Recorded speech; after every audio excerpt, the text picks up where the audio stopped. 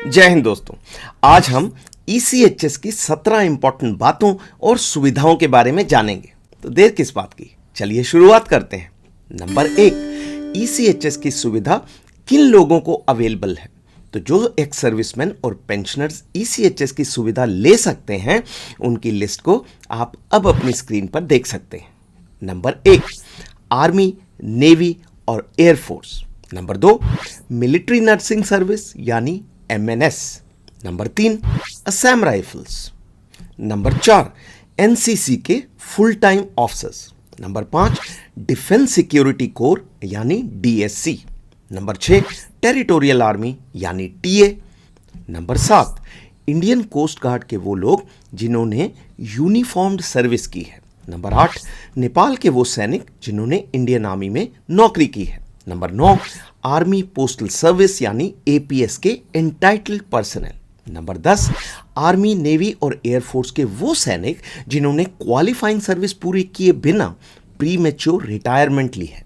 Number 11, short service commissioned officers. Number 12, वो सैनिक जिन्होंने वर्ल्ड वॉर 2 की लड़ाई में हिस्सा लिया था। और अंत में नंबर 13, इमरजेंसी कमीशन्ड ऑफिसर्स यानी ईसीओस। ईसीओस वो ऑफिसर्स हैं जिन्हें 1962, 1965 और 1971 के युद्धों के दौरान इमरजेंसी में फौज में लिया गया था और युद्ध समाप्त होने के बाद डिस्चार्ज कर दिया गया था। लास्ट की 4 कैटेगरीज को मैंने येलो कलर में दिखाया है। इन सैनिकों को ईसीएचएस की सुविधा केवल खुद के लिए और अपनी पत्नी के लिए लागू है, लेकिन माता पिता और बच्चों के लिए लागू नहीं है। लेकिन एक सुविधा आप सबके लिए लागू है और वो है मेरे चैनल की सब्सक्रिप्शन। और ये सुविधा पूरी तरह से फ्री है। बस आपको एक छोटा सा काम करना है, सब्सक्राइब का बटन दबाना है। तो प्लीज प्लीज प्लीज सब्सक्राइब जरूर कीजिए। बहुत बहुत धन्यवाद। तो ये था कि ईसीएचएस फैसिलिटी किन लोगों को ऑथराइज है। नंबर 2, ईसीएचएस पॉलीक्लिनिक के टाइमिंग्स। तो इन टाइमिंग्स को आप अब अपनी स्क्रीन पर देख सकते हैं। नॉर्मल ओपीडी टाइमिंग्स सुबह 8 बजे से दोपहर 3 बजे। इमरजेंसी ओपीडी 3 बजे से 4 बजे। स्पेशलिस्ट डॉक्टर जैसे मेडिकल स्पेशलिस्ट, ईएनटी वगैरह सुबह 8:30 से दोपहर 1:30 बजे तक। तो ये थे टाइमिंग्स। नंबर 3, ईसीएचएस के लिए रिटायरमेंट के समय कितने पैसे काटे जाएंगे। तो इसे आप अब अपनी स्क्रीन पर देख सकते हैं। एनसीओस और अदर रैंक्स 30,000 रुपए 30,000 रुपीज। जेसीओस 67,000 रुपए 67,000 रुपीज और ऑफिसर्स 1,20,000 रुपए यानी 1,20,000 रुपीज। ये पैसे वॉर विडोज और बैटल कैजुअलिटीज से नहीं लिए जाएंगे और ना ही उन सैनिकों से जो 1996 यानी 1996 से पहले रिटायर हुए। नंबर 4, हॉस्पिटल एडमिशन के समय कौन सा वार्ड मिलेगा। तो इसे आप अब अपनी स्क्रीन पर देख सकते हैं। एनसीओस और अदर रैंक्स जनरल वार्ड, जेसीओस सेमी प्राइवेट वार्ड और ऑफिसर्स प्राइवेट वार्ड। नंबर 5, क्या ईसीएचएस की सुविधा मैंडेटरी है यानी क्या इसे लेना जरूरी है। तो उत्तर है हाँ। 1 अप्रैल 2003 के बाद रिटायर होने वाले सभी सैनिकों को ईसीएचएस की मेंबरशिप लेनी ही पड़ेगी। लेकिन अगर आप रिटायरमेंट के बाद ऐसी जगह पर रहने वाले हैं जहां ईसीएचएस की सुविधा नहीं है, तो आप एफएमए यानी फिक्स्ड मेडिकल अलाउंस ले सकते हैं। एफएमए का रेट है 1,000 रुपए पर मंथ। नंबर 6, एक बार में कितने दिन की दवाई मिलेगी। तो इसे आप अब अपनी स्क्रीन पर देख सकते हैं। नॉर्मल परिस्थिति में 30 दिन, क्रोनिक यानी लंबे समय तक चलने वाली बीमारी में 90 दिन यानी 90 डेज। अगर आप विदेश जा रहे हैं तो 180 डेज 180 दिन। और अगर आप नॉन पेरेंट पॉलीक्लिनिक से दवाई लेते हैं तो 15 दिन। जैसे मेरा पेरेंट पॉलीक्लिनिक ग्रेटर नोएडा है। अगर मैं किसी काम से बैंगलोर जाता हूं और वहां के ईसीएचएस क्लिनिक में दिखाता हूं तो वहां से मुझे केवल 15 दिन की ही दवाई मिलेगी एक बार कंसल्ट करने पर। अगर कोई दवाई अवेलेबल नहीं है तो आप सिविल से खरीद सकते हैं और बाद में क्लेम कर सकते हैं, या फिर एएलसी यानी ऑथराइज्ड लोकल केमिस्ट से कैशलेस बेसिस पर भी ले सकते हैं। नंबर 7, बच्चों की एंटाइटलमेंट। नंबर 1, बेटों की ईसीएचएस एंटाइटलमेंट की 3 कंडीशंस हैं। 25 साल से कम उम्र, शादीशुदा नहीं होना चाहिए और नौकरी नहीं होनी चाहिए। इनमें से अगर एक भी कंडीशन पूरी ना हुई तो बेटा ईसीएचएस की सुविधा का हकदार नहीं रहेगा। मान लीजिए उसकी उम्र 25 साल से कम है, शादी भी नहीं हुई है, लेकिन अगर उसकी नौकरी चालू हो गई है तो भी वो ईसीएचएस की सुविधा का हकदार नहीं रहेगा। नंबर 2, बेटियों की ईसीएचएस एंटाइटलमेंट की 2 कंडीशंस हैं। शादीशुदा नहीं होनी चाहिए और नौकरी नहीं होनी चाहिए, यानी जो 25 साल की उम्र वाली लिमिट जो बेटों पर लागू है वो बेटियों पर लागू नहीं है। और नंबर 3, डिसेबल्ड बच्चों को जीवन भर ईसीएचएस की सुविधा अवेलेबल रहती है। 2 कंडीशन है, शादीशुदा नहीं होने चाहिए और इनकम 9,000 रुपए प्लस डीए से कम होनी चाहिए। नंबर 8, माता पिता की एंटाइटलमेंट। अगर माता पिता की इनकम 9,000 रुपए प्लस डीए से कम है तो वो ईसीएचएस की सुविधा के हकदार होंगे। Number 9, annual validation of dependent cards. आपको अपने माता पिता और 18 साल से ऊपर बच्चों का ईसीएचएस कार्ड हर साल रिन्यू करना होगा। इसे कहते हैं ईसीएचएस कार्ड का एनुअल वैलिडेशन। यह प्रक्रिया आप कंप्यूटर या मोबाइल ऐप में कर सकते हैं। वैलिडेशन के लिए आप डिपेंडेंट का फॉर्म 26AS अपलोड करेंगे ताकि यह प्रूव हो कि उनकी इनकम 9,000 रुपए प्लस डीए से कम है। अगर समय पर एनुअल वैलिडेशन ना किया तो कार्ड ब्लॉक हो जाएगा और आपके डिपेंडेंट ईसीएचएस की सुविधा नहीं ले पाएंगे। एनुअल वैलिडेशन की प्रक्रिया 2 प्रकार के डिपेंडेंट्स पर लागू नहीं है और वो है 80 साल से ऊपर एज के माता पिता और डिसेबल्ड डिपेंडेंट्स। उनका कार्ड हमेशा के लिए वैलिड रहेगा। नंबर 10, रिस्ट्रिक्शन यानी लिमिट। तो ईसीएचएस में ट्रीटमेंट पर कोई भी रिस्ट्रिक्शन यानी बंधन नहीं है। जैसे अगर आप सिविल में हेल्थ इंश्योरेंस लेते हैं तो उसमें मैक्सिमम अमाउंट भी फिक्स्ड होता है और ऐसी कुछ बीमारियां होती हैं जो कवर नहीं होती। ईसीएचएस में अमाउंट की कोई लिमिट नहीं है और सभी बीमारियां कवर्ड है। सिविल हेल्थ इंश्योरेंस में एक और घुंडी होती है, बहुत सी चीज़ें कवर नहीं होती।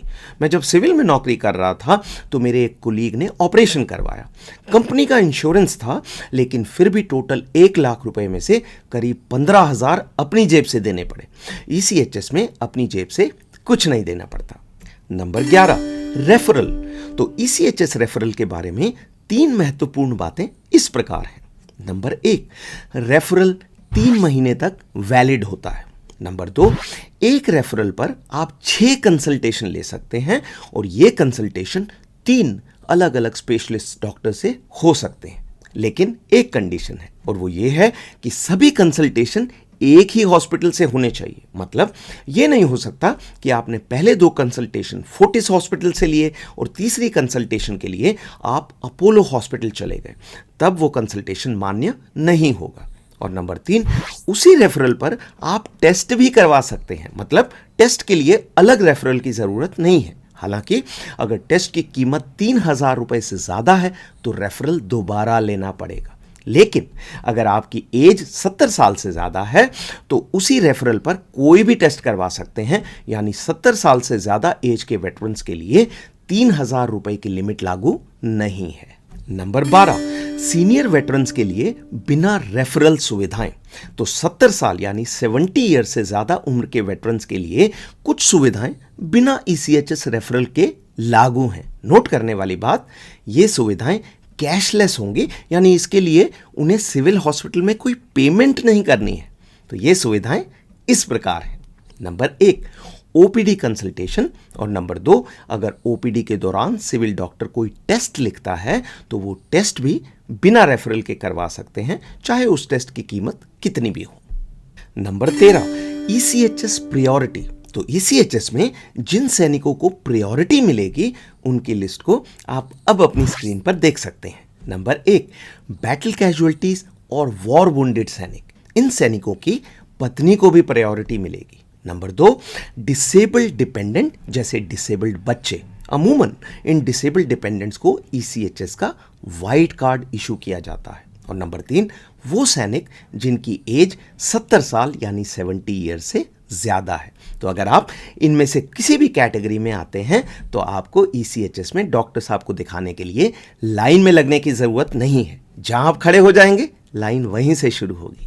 नंबर 14, अगर ईसीएचएस कार्ड खो जाए तो क्या करना होगा? तो इस केस में आप कंप्यूटर में अपने ECHS अकाउंट में लॉगिन करेंगे, अपने पुराने कार्ड को ब्लॉक करेंगे और फिर ऑनलाइन ही नए कार्ड के लिए अप्लाई करेंगे। जब तक नया कार्ड नहीं आता, आप टेम्परेरी स्लिप पर ECHS की सुविधा ले सकते हैं।